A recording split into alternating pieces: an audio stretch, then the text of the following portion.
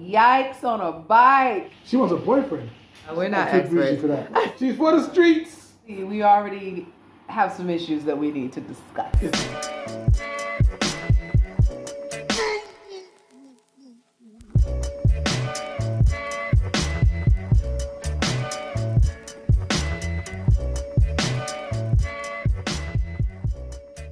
Hi there, everybody. My name is Mali, Hey, I'm Queen Shay. and this is the Found in Translation podcast. This is the Lost in Translation It's not Lost in podcast. Translation. It's the Found in Translation podcast, everybody. As you can see, we already have some issues that we need to discuss. It's the Found in Translation. They don't know us, so we probably gotta tell them like who we are and why it's important for us to actually have translation. Okay, so we're going to do that right now. Peace and light, everybody. This is Queen Shay. I'm bringing you greetings from Senegal, West Africa. So the reason why we considered this podcast to be the Lost in Translation podcast is because we are bridging the gap between many different cultures. Man culture, woman culture, Southern American culture, Caribbean British culture, and we're bringing it all together to make sense of this crazy world that we're in. So I invite you to come along and join us on this ride and our journey back to being found in translation. Yeah, rise up. This is your brother Mali, one half of the Found in Translation podcast. Don't let anyone tell you otherwise. We're still trying to work the bits and pieces out, but I'm looking forward to seeing where this conversation goes in the future, and I hope you can join us. So, the title is, My Wife Wants to Open Up Our Marriage Temporarily. I'm 33, my wife is 31. We've been married for 4 years and together for 7. We had a very active sex life and both had a pretty high libido. That's important. We're going to come back to it later. I had an accident 4 months ago and was bedridden for 4 months. I'm slowly recuperating through physical therapy, but have not been able to have sex with my wife. I'm still in a lot of pain and unable to go through with it. I do try to still indulge in foreplay and use my fingers and mouth to make her feel good, but intercourse is a step too far for now. Yesterday, my wife said that she had enough and needs to have sex. She said she knows it's not my fault, but also can't go so long without it. She has asked if we can open up our marriage temporarily until I'm able to perform again. I told her I need to think about it. We had agreed that we would be in a monogamous relationship. I do see her point of view, but I'm trying my best to get better as quickly as I can. I don't want to open it all up because I don't see it being temporary and there will be potentially no coming back from it for me. Is there any way to salvage this? Oh boy. Oh boy, oh boy, oh boy. Yikes on a bike. She's for the streets. See, now, look, the first thing I'm thinking what are you thinking? is that we've got a woman whose husband is doing his very best, his level best, and it's taken a whole 8 months. A whole 8 months. You can't even make a baby in that time. A whole 8 months. It's not no long time. And she's already like, I need to sit on someone else. Now, I'm like, well, look, if you was to say, okay, let me get a toy or something. All right, okay, you could play that game, whatever. I mean, the man's willing to use his mouth as well, so. But she doesn't want a battery-operated boyfriend. She wants a boyfriend. She wants a boyfriend. Yeah. That's fully functional and capable. Yeah. So you feel like... So he should kick her out. Go on. Why? Why should he kick her out if she has her own desires? Like, a woman has needs. Just any person in a relationship has needs too. Look, if that was the other way around. Oh. If it was the other way around, he would have already been cheating and wouldn't have talked to her about it at all. Because she would understand that a man has needs. You sound bitter and you sound twisted right now. Oh, that's bitter nonsense. and twisted. Yes, no. He's not gonna go and cheat. What? He would have probably damaged her esophagus. That he would have done, sure. But he wouldn't have cheated. He would have just been he like. would have damaged her esophagus and cheated and treated her no, like shit. No, like hold still. They held her head. You know what? Wait a minute. Hold still. This is entirely going too far. No, that's what would have happened. You said it's spicy. That's what would have happened. You would have done that and they live happily ever after. No, who's happy? Who's happy in that scenario? Well, neither of them really and truly. But right now in this scenario, in this picture that you've got there, she has made it clear that she's about to move on. She's ready to move on. She didn't say that she was wanting to move on. She didn't want to walk away from her relationship. She still wanted to be in the relationship. They've been married for 7 years. So obviously, they've been married for 4 years. They've been together for 7 years. So apparently she loves him. I'm sure she's still taking care of him. She's still like at his bedside. Her relationship and him. She needs more. Was the two of them. There's the two of them in that relationship. Yes. She wants to leave that relationship. Bringing in another man is not the same as having a relationship with just you and your husband. No. That's you and your husband and your boyfriend. She wants to be poly. There's a lot of couples that are poly. Not because the man's dick is broken. So it would have been a different situation if they just brought it in to have some spice. Let me tell you something. Yeah. I'm not going to live with no damaged esophagus. If I can no longer perform as a Muslim woman, I'm activating that second wife clause in a heartbeat. Look here. Yeah. Fatima. We're going to have to tag out. That's fine. Because you still staying in the house. We're still going to maintain our relationship. But at the same time, like, I understand that as a woman, my man has needs. So as a man, you should understand that a woman has needs. Like, being poly isn't the worst thing in the world. Women are expected to receive that, to understand that, to step into that space, and to be understanding without punishing him. So no. Women here in Africa, Muslim women and women here in Africa are expected to fall into that space. Okay. So but what does women it have to be? In the Western world aren't falling into that space at all. How many black women you know back where you live are going to be like, yeah, let's bring another woman in for you and I'll tag out? I'm not talking about your poly freaks. I'm talking about normal people. Wait. I'm talking about normal, regular schmegular people. There's no such thing as regular schmegular. You don't know how people get down in their bedroom. You would never know. You would never know. Nobody's gonna know. Nobody's gonna know. They're gonna know. I think that there's room to be understanding in this space. I think if you're on equal terms, right? So if the two of you are like, we've been in this relationship, one of them says, I'm feeling a little bit unsatisfied with this relationship. Mm-hmm. And the other person is like, well, what are we going to do? What do you suggest we do about it? Mm. Now that person could say, well, I think either we can bring in some toys, we could bring in some other people, we can watch a movie, we could do all sorts of things. So what about when there's people that's not willing to bring in toys? But wait. Okay. But if it's like this man's got a broken hip or something, and so he can't take that pressure, which is what it sounds like it is, then she's rejecting that man, surely. So how long?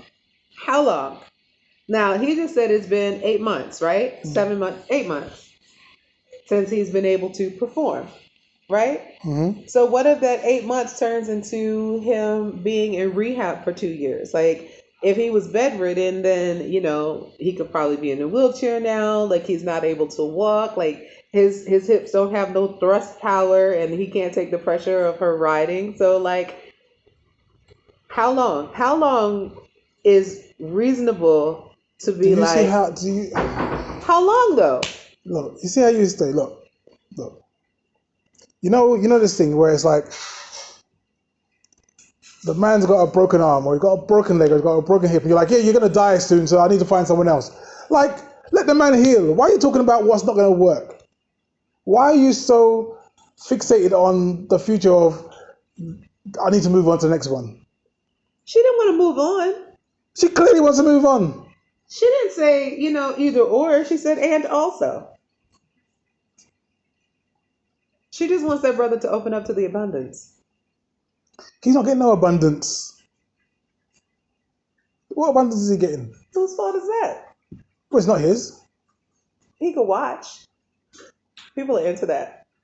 It's called cuckold. Yeah, you see that?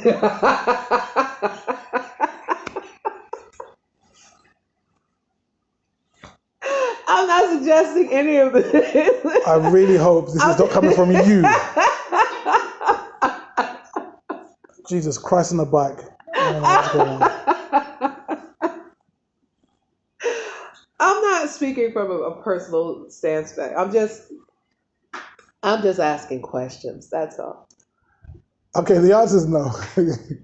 So look, I just think that the best thing that they can do is that they can talk it over. He still has his mouth. She has to go and work with it, just like normal people would.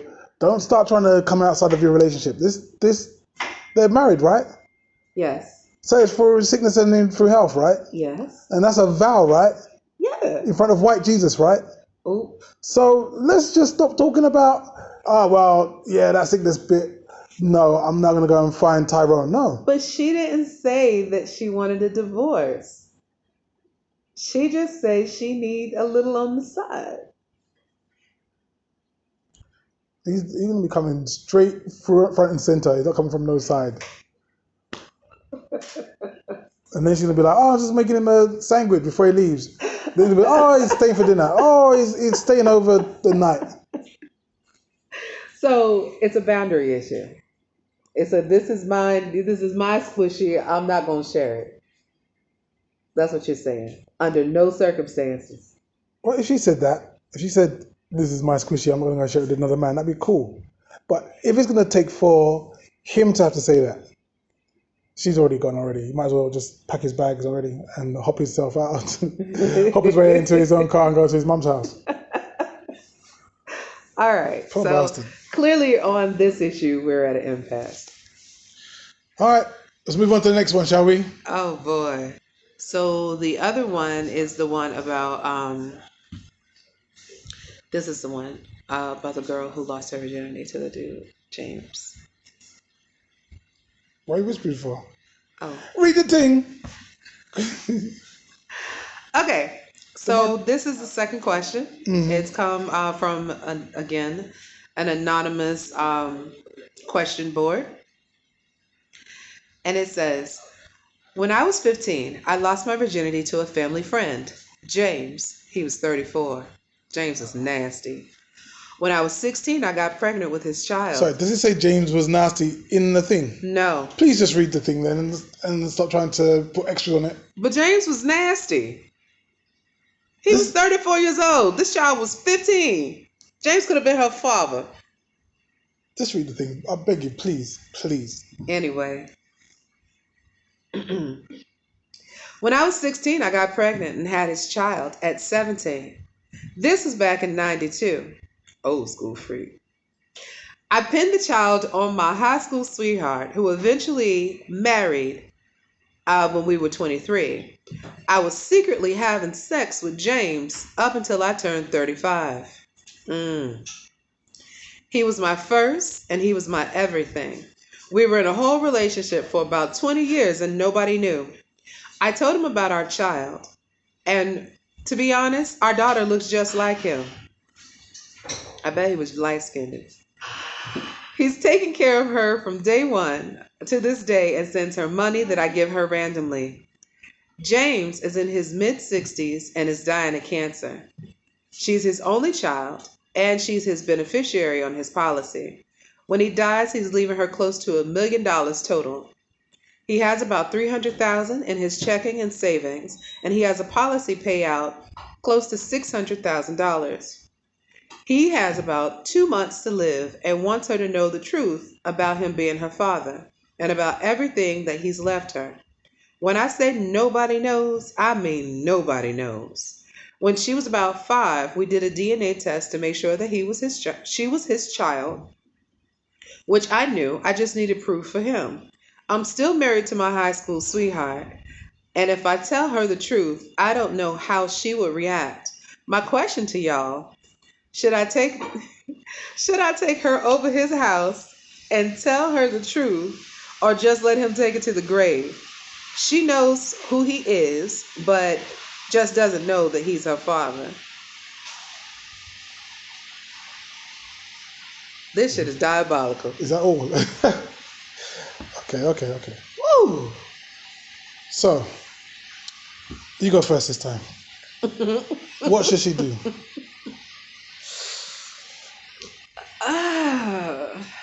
That's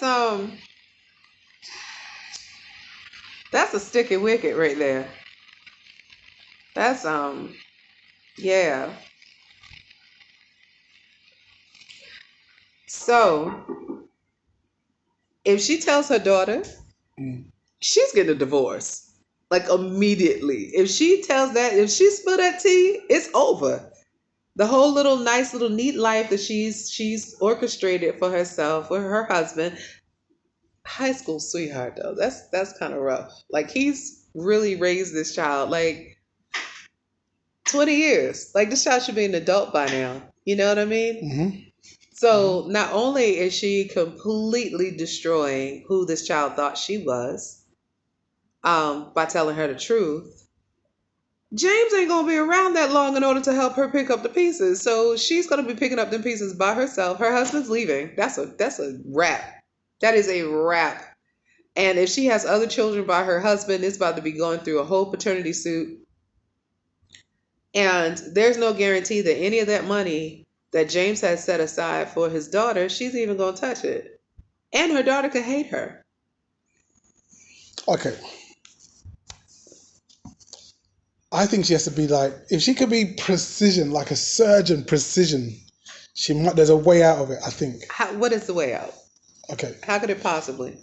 Because from my point of view, there are 3 victims and 1 person who is the assailant, 1 person who's caused offense. That's James the dirty bastard, yeah. He's a dirty bastard. So the mother, the daughter, and the husband are the victims of James's stupid behind, because not only did he abuse this poor child when she was too young to know any better. That's grooming, ladies and gentlemen. Right, but he had to groom her to the point at which she's falling in love with him now.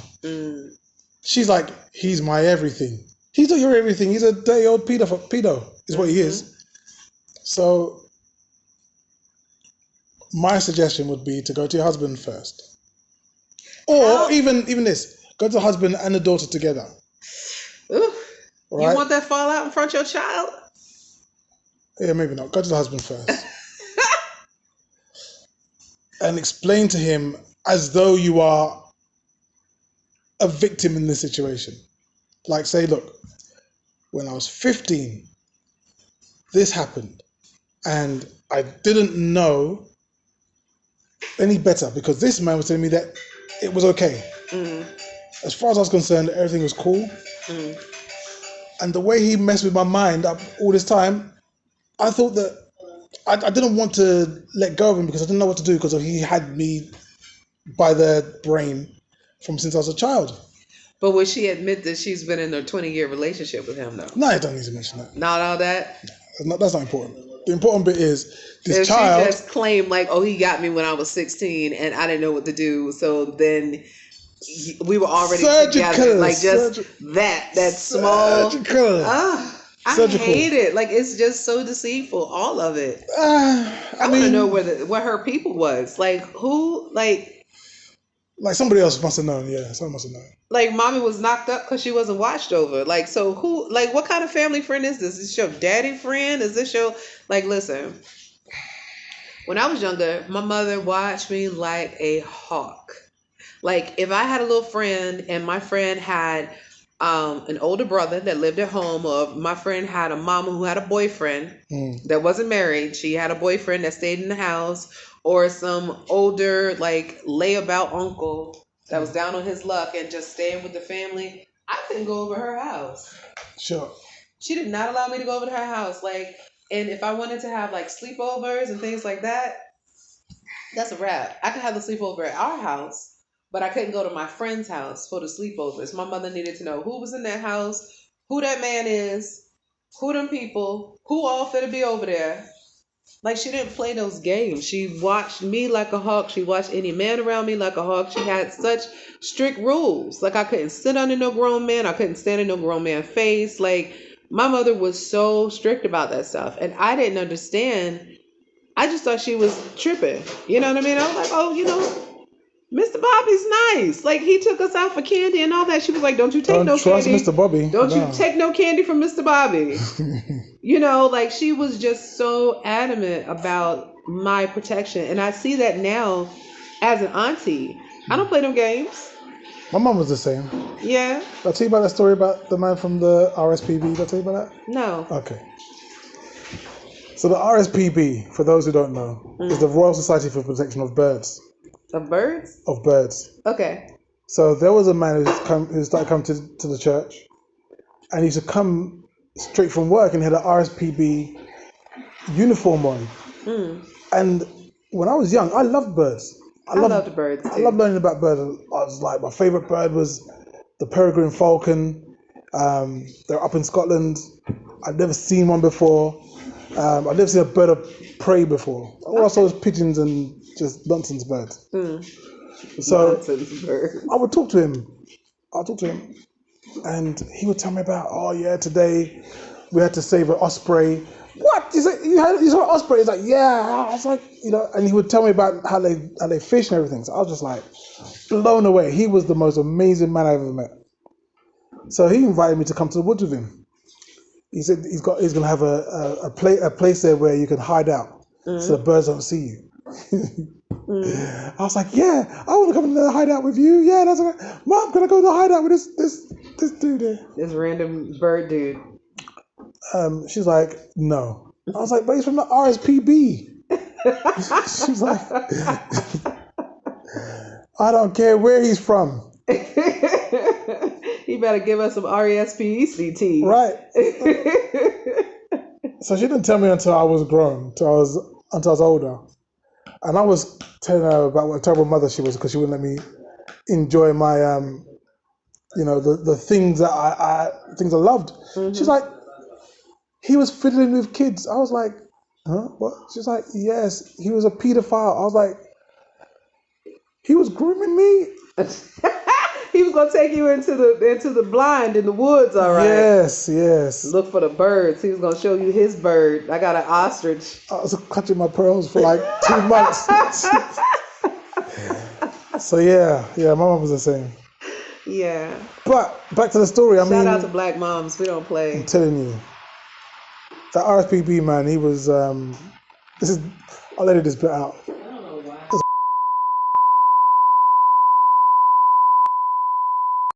Anyway. So that's what was going on. What was I saying? The next thing about this thing here though. She has to be very careful and very surgical about the information she gives and who she gives it to and the when. Husband first. And tell her husband, look, this is what happened, la la la la.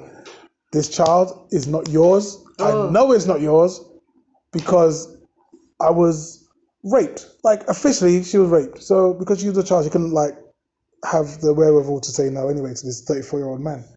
But she did tell him that this is your baby. She did.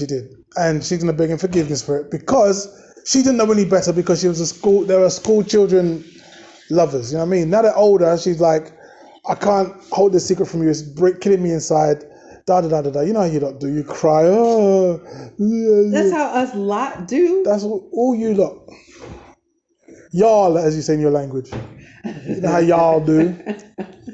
So she needs to just be very careful about the words she uses. Sit the husband down and say, bro, this is what happened. And I'm really sorry. And I do actually love you, but I got this effed up secret and it's been bugging me since I was a school child, before you and I even got together. So he's going to be mad, but I think he's going to be more mad at James than he's going to be mad at his wife. Because James, as far as he's concerned, has taken full advantage of her. As he has for years. But at some point, like, you're no longer a victim. At some point, you're volunteering for this. That's why you got to scalpel that piece out. You got to be So that surgical. part, she takes to the grave. That bit, yeah, that's on you, babe. But the teenage part, like, I ain't know no better, babe. I don't know any better. Yeah, right. And then husband and wife talk to the daughter, and then daughter and mum go and talk to James and to introduce. So what would you do? What would you do? What would you do if you were the mother and your daughter was secretly James's love child? How would you go about telling her? Would you tell her, or would you make James take it to the grave? And if you were the husband that couldn't perform, and the wife wanted to open the marriage temporarily in order to get her a piece of meat, what would you do?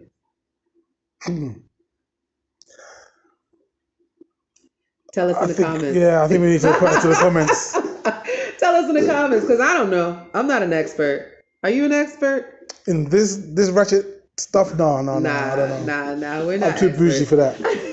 All right, ladies and gentlemen, thank you very much for watching this first and premiere episode of the Founding Transition. Till next time.